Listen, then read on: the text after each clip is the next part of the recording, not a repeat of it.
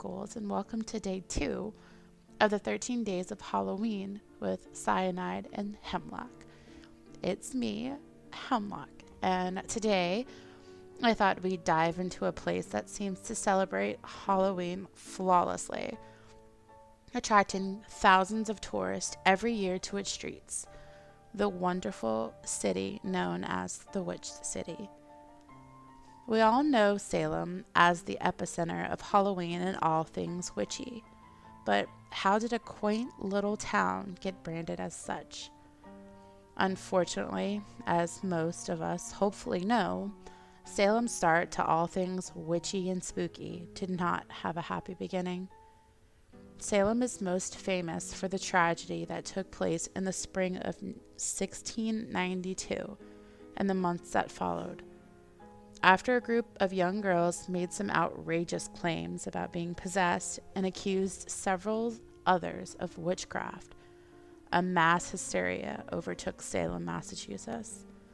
These accusations led to innocent people being hung at what is now known as Proctor's Ledge.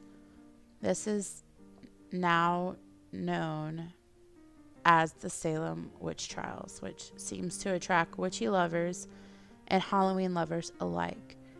And this is the main reason why I've decided to take a dive into the beautiful city of Salem. Now, I thought it was appropriate not to start with the place that celebrates Halloween pretty much year-round, because who doesn't want to kick off the 31 days of Halloween with the Halloween city? I know that this is technically day 2 and we did true crime the first day, but that is because that is our Murder Mondays. But let's get into Salem.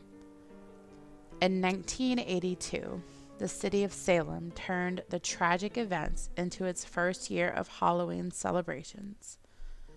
This festival was created as an effort to provide families with fun festivities who have always wanted to visit the famous Witch City. As you can figure, this was a huge success, bringing in a crowd of around 50,000 spooky lovers. And that number has only grew since then. Now, they get hundreds of thousands of people. Unfortunately, this year is a lot different, and they're actually telling people to come back next year because of this unfortunate pandemic that we're in.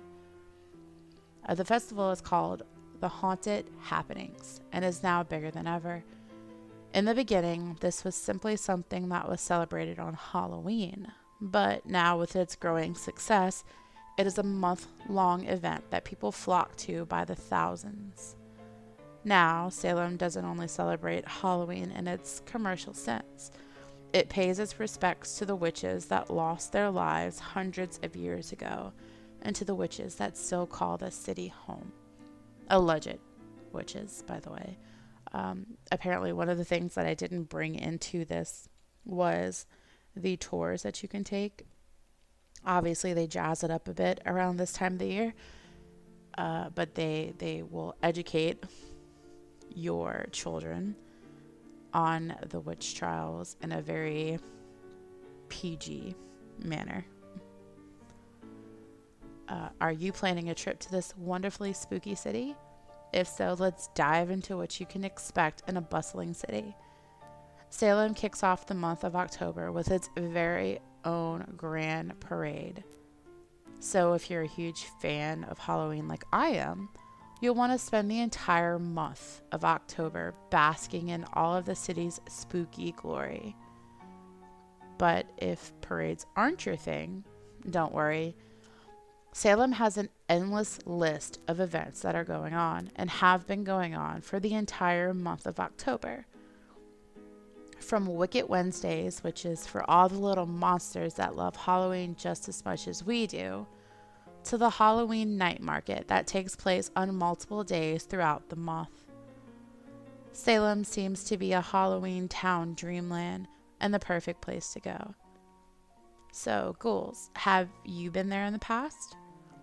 If so, let us know in the comments because we'd love to hear your experiences in the Witch City because neither Cyanide or myself have actually gone yet. I plan on going soon because I would love to obviously experience that in person. Obviously, I want to do it when there is not a pandemic.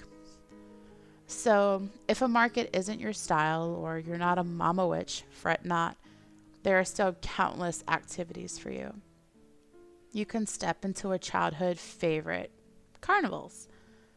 Derby Street Carnival and SCNA Kids Carnival will take you back to your local county fair, or like we have in Washington, our state fair.